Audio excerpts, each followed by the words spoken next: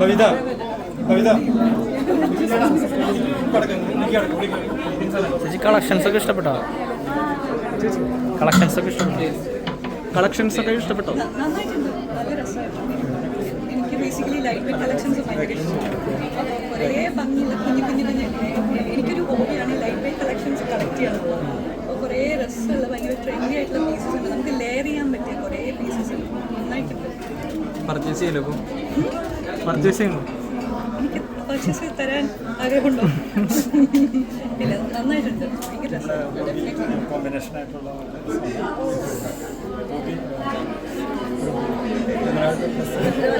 Diamonds അല്ലേ?